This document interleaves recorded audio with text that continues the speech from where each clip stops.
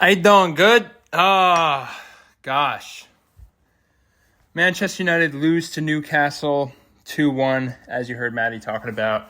It's the day after here, and the feeling of deflation yesterday was definitely huge. I felt like, I think I predicted 3-1, and I felt pretty good with my prediction, and I thought it was kind of going to be a,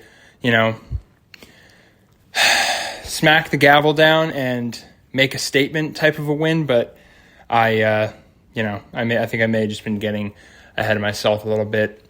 Going to places like Spurs, Newcastle, Brighton, those kind of quote unquote, or even like I hate to say it, but like an Ellen Road, just those kind of places where the atmosphere plays a part. I think it kind of got to us a bit. And I think that we got a little bit exposed in terms of our depth. First, I just want to talk about Carrick. I love, not actually love, I'm being sarcastic, but I love to see online all the United fans just jumping on the get Carrick out bandwagon. See, he's just like Solskjaer. Like, it's one match away at Newcastle, who historically we always lose to away, all right? Let's just calm down. Let's take a breath. When you look at our position, it's still amazing. If you had told me back in the fall of this year, or even, middle of the transfer window, that we would be holding third place right now due to Aston Villa loss and due to Liverpool choke against last place Wolves. I mean, listen, we're still in third. Chelsea's on the rise. Yes, Aston Villa is right on our tail. Liverpool were a couple points ahead of, but at the end of the day, City had a draw yesterday as well. And I believe right now they're 7 or 8 points above us.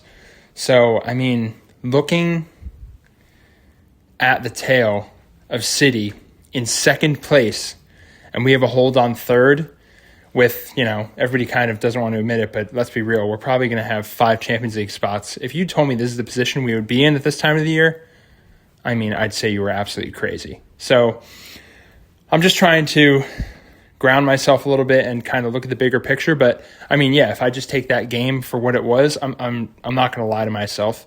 I'm not going to lie to anybody else. I'm not going to lie to any United fans when I say it was extremely deflating. We looked flat. We looked like we had no business being on the front foot. And Bruno, like just the actions of that game, that red card, first of all, that Bruno had, ridiculous. He leapt in on the ball, and looking at it a couple times, or looking at it when I watched the game, I thought 100% red card, but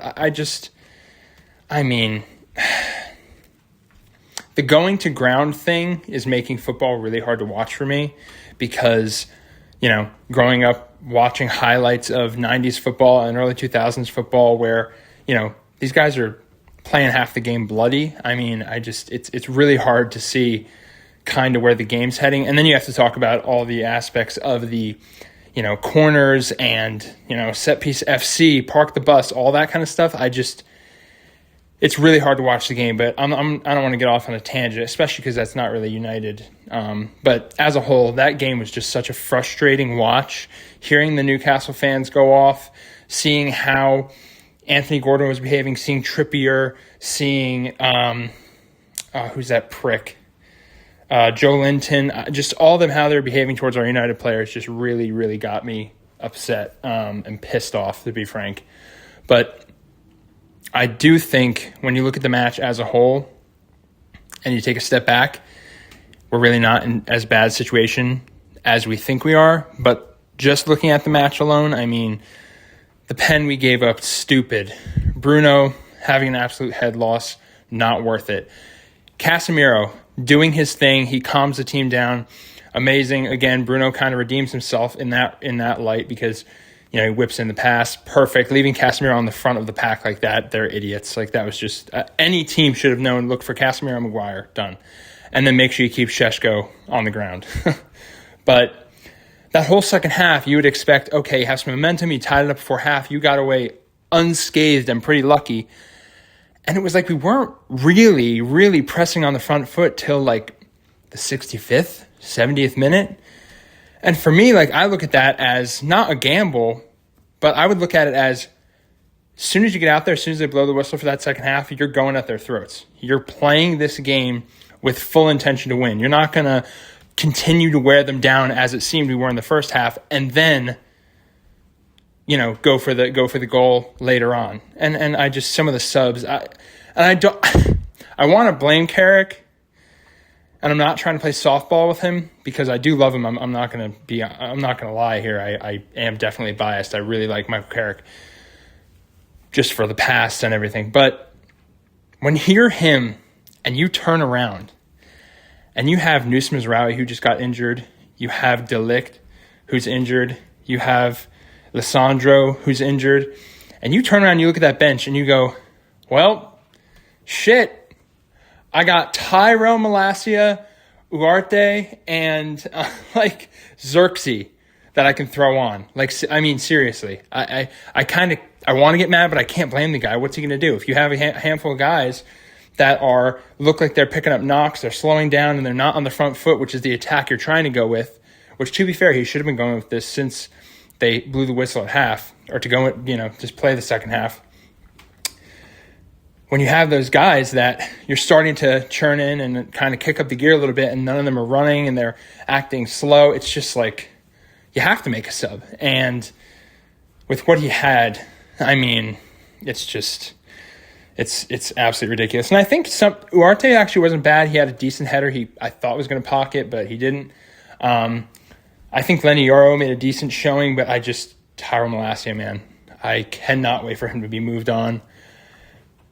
Watching his defense to wrap up that game in that left back position, he looked as if it was like his brain, I think, made a decision to invert his hips and turn into goal side, or he would backpedal and then turn and run. And it was like his brain made the decision of, okay, we're going to turn around now. And then 3 or 4 seconds went by, and then his body did it.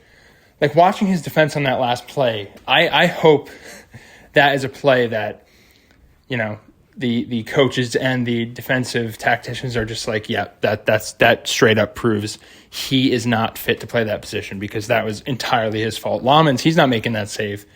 There's no way in hell he's making that save. That was a beautiful shot, and I'm not going to knock it. If it was City or, someone like that, I would be like, lucky shot, this, that. That was a beautiful play. Absolute wonder shot, bent right in like that. And what can you do? That was gorgeous. But, or in terms of a goalkeeper, but Malacia, you gotta, I don't even care if you block the shot, but you gotta at least force him out to make a harder shot than that. And that was still an incredible shot. So, I don't know.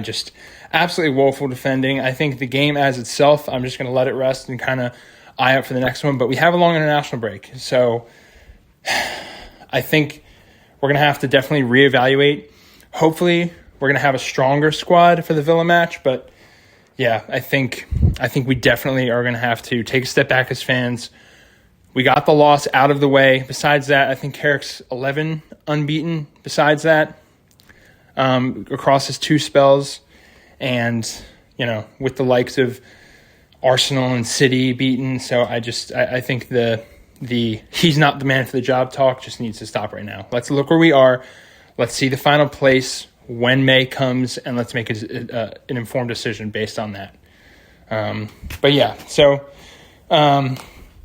if we can, I think we may try to do some sort of like a potential transfer chat or just something to fill the time in between the next match. But yeah, thanks for watching, guys. Wish it was a better result, but it is what it is. So we'll see you for the Villa build-up.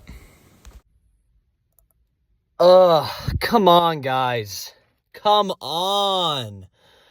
Oh, gosh, I tell you, I'm looking forward to the break this weekend. My heart needs a break.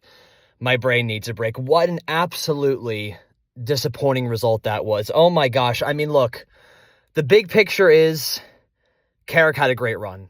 Between 2 spells, 11 games? Insane run. Take the bigger positive. We're still in 3rd. We're still in the top 5, top 4 race, but God, and let's be honest, guys, that result was coming for a few weeks. West Ham, we were poor. Everton, we were poor. big parts of the Crystal Palace game we report, but we got Sesko game after game bailing us out, and we cannot rely on just one man we can't rely on him and Bruno every single game. Listen, Newcastle, they deserve the win, but gosh, were they annoying. All the freaking diving. I mean, oh my gosh. Like, absolutely pathetic from them. Absolutely pathetic. Mbumo missing a sitter. Yora with that header. To be honest, once I saw it from a different angle, a bit harder than I thought originally, so fair play. But Mbumo should have tucked that away.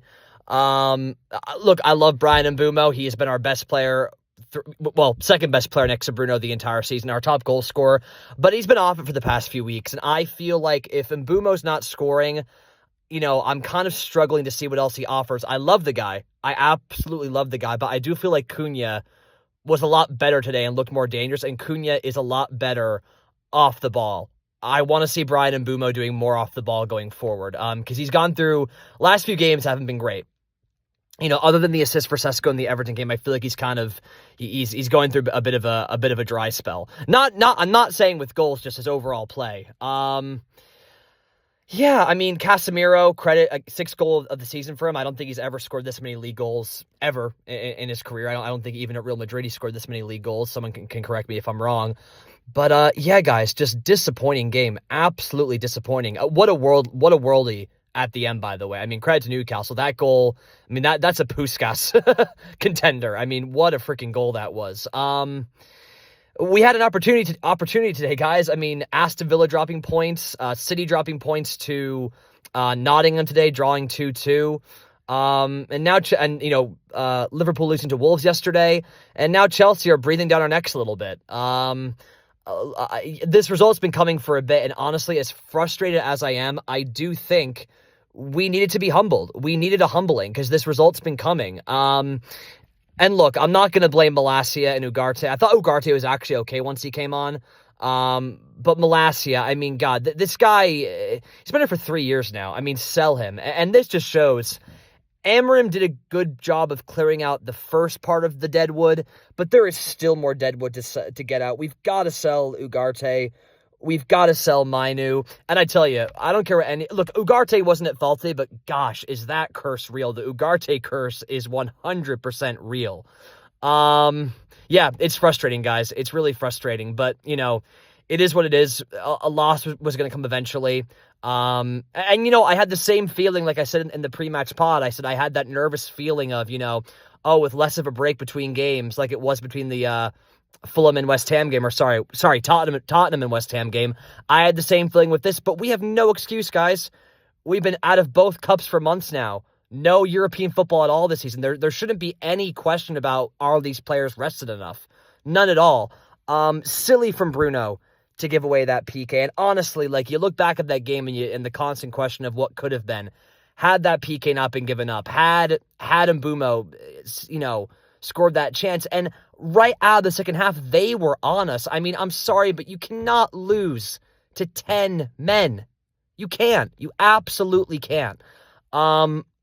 We needed this humbling experience, guys. We really did. Look, I think our fan base is just way too reactionary. I'm looking at comments on some of the live streams I was watching on YouTube. People saying, love Carrick, but can't give him the job. Shut up. Shut up. This result was going to come eventually. He can only do so much. We need a deeper squad, more squad depth. We're not the finished product yet. If somebody told you come match week 29-30, we'd be third. If I told you that back in August, you would have chopped my head off. We have progressed so well, guys. We have progressed so well. We are going to lose games. We are going to lose another game before the end of the season. Maybe 2, maybe 3, okay? This top 5 race is far from finished. And honestly now, the quality in the league this year has just been so poor. The Premier League as a whole has been so poor this year. Arsenal may go on to be, and by the way, the league's done. The league is done now. City just can't, City get a chance every week, and they completely drop that chance. They completely let it go away. Arsenal have won the league. It's done. And gosh, look, they're going to be champions vying a freaking disaster, and credit to them. But God, what boring champions. What absolutely boring. And yes, do I say that with a bit of jealousy? Of course I do. Of course I do. But God, what a boring champions. I was able, as hard as it was to swallow Liverpool equaling our record last year, I could take it because they played beautiful football. But gosh, this just set piece FC. I mean, it's just so boring to watch. The league this year, the quality has just been so poor. Nobody can stay consistent. Nobody. Not us, not Chelsea, not Liverpool, not City. Nobody. It's been the poorest. It's been the poorest quality in the league I've seen in years. And I'm really hoping. Look, not that I want it to be somebody running away with the league this year, unless it's us. That would be cool. But yeah, guys, just really poor today. I thought Ahmad should have come on a lot sooner. And look, Mbeumo has had a great season. He's had a pretty decent first season with us. But, there needs to be a rotation between him and Ahmad. I mean, I feel like, I don't want this to turn into, the kind of the most solid situation at Liverpool where he just becomes undroppable. Mbeumo has not had a great few weeks, I think, in my opinion. And look, Greg may disagree with that. He can listen to my portion of this and then say what he wants in his portion. But, yeah, just absolutely poor today, guys. I'm looking forward to the break. Your boy is going to Italy on a ski trip for 10 days. And, I am very much looking forward to no football content. Look, I said in my pre-match pod, St. James's Park is not an easy place to go. It's a very intimidating atmosphere. Greg told me he started watching the live match on Peacock before I did. I was at work and got sidetracked, so I unfortunately got into watching the game about 4 minutes late. But apparently there were chants saying "fuck Matt Busby" in the tune of Wayne Rooney's White Pelé song. So that's great. Hey, it's all friendly banter at the end of the day. Maybe have more respect for a great manager who none of your club's managers could ever match. So yeah, screw you, Newcastle. But yeah, look, we won our home game. They won her home game. We're even across the season. It is what it is. Yeah, we move on. We move on to the next one. I'm still confident of this top 5 finish. Some doubts were crept in today, but again, too, we've got PTSD as United fans. I mean, we so want to believe that things are changing, but we're afraid to believe. What we've been through the last 13 years has made us absolutely terrified of believing. But I'm going to keep that belief. I'm going to keep that faith. I think we need the break. I think we need a long break. I think we need more time on the training pitch. And enjoy the break, guys, because I think we all need it really, really bad. All right, I'll catch you guys for the next match. Have a good one. Bye.